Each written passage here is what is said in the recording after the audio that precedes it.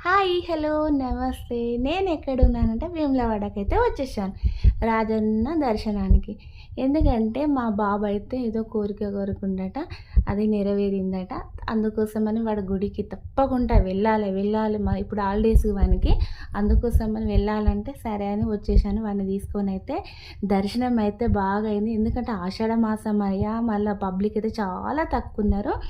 దేవుణ్ణి మాత్రం కనులారా చూసుకోబుద్ధి అయినంతసేపు చూసుకునడం అయితే జరిగింది. ఎందుకంటే చాలా సేపు నిలవడం వాళ్ళు ఏమనలేదు. ఎందుకంటే పబ్లిక్ లేరు కదా, చాలా పబ్లిక్ అయితే చాలా తక్కువ ఉన్నారు. ఇట్లా దర్శనము పబ్లిక్ లేకుండా ఇంత దర్శనము దేవుణ్ణి చూడడం అయితే సెకండ్ సార్ అనుకుంటా ఇన్ని రోజులలో. నేను చాలామంది గుడి తీసేస్తున్నారు అని చాలామంది మొన్నటి వరకు బాగా వేరుగా అదంతా ఏం లేదు. ఇంకా 2-3 మంత్స్ ఉన్నదట. ఇప్పుడైతే ఇంకా గుడిదైతే ఏం కూడా ముట్టలేదు. అక్కడ ఏం వర్క్ కూడా స్టార్ట్ చేయలేదు. ఇప్పుడు చూపిస్తున్నాను కదా దర్గా. ఈ దర్గా నేను మా పిల్లలు చిన్నగా ఉన్నప్పుడు నాకు తెలియకుండా తాయితాలు అయితే కట్టించేదాన్ని.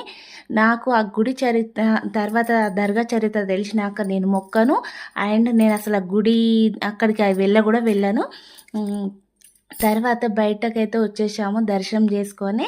తర్వాత భీమేశ్వర స్వామి, నగరేశ్వర స్వామి, బద్దిపోచమ్మ దర్శనం చేసుకొని అయితే మేము మాకు వైశ్యసత్రం ఉంటుంది, అక్కడికి వెళ్ళి భోజనం చేసి తర్వాత రిటర్న్ అయ్యాము. వేములవాడ నుంచి హైదరాబాద్కి అయితే రిటర్న్ అయినాం.